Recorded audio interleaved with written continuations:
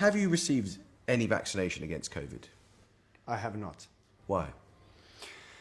I understand that and support fully the freedom to choose, whether you want to get vaccinated or not. And I have not spoken about this before, and I have not disclosed my medical record and my vaccination status because I had the right to keep that private and discreet. But as I see, there's a lot of wrong conclusions and assumptions out there. I think it's important to speak up about that and justify certain things, right? So I was never against vaccination. I understand that globally everyone is trying to put a big effort into handling this virus and seeing hopefully an end soon to this virus. And vaccination is probably the biggest effort that was made. Probably half of the planet was vaccinated.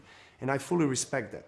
But I've always represented and always supported the freedom to choose what you put into your body. And for me, that is essential. It's really the principle of understanding what is right and what is wrong for you. And me as an elite professional athlete, I've always carefully reviewed, assessed everything that comes in from the supplements, food, the water that I drink or sports drinks, anything really that comes into my body as a fuel. Based on all the informations that I got, I decided not to take the vaccine as of today. So do you have, as of today?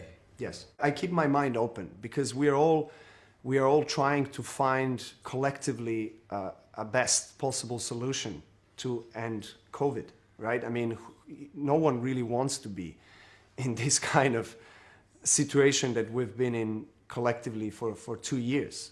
I'm part of a sport, a very global sport that is played every single week in a different location. So, I understand the consequences of my decision. And one of the consequences of my decision was not going to Australia, and I was prepared not to go. And I understand that not being vaccinated today, I'm unable to travel to most of the tournaments at the moment. And that's a price you're willing to pay? That is the price that I'm willing to pay. Ultimately, are you prepared to forego the chance to be the greatest player that ever picked up a racket, statistically, because you feel so strongly about this jab?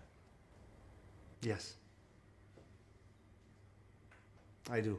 But as things stand, if this means that you miss the French Open, is that a price you'd be willing to pay? Yes, that is the price that I'm willing to pay. And if it means that you miss Wimbledon this year, again, that's a price you're willing to pay? Yes. Why, Novak? Why? Because the principles of decision-making on my body are more important than any title or anything else. I'm trying to be in tune with my body as much as I possibly can. What do you say directly to anti-vaccination campaigners around the world who proudly declare Novak Djokovic is one of us? I say that everyone has the right to choose to act or say whatever they feel is appropriate for them. And I have never said that I'm part of that movement. No one in the whole process during Australian saga has asked me on my stance or my opinion on vaccination. No one. So I could not really express,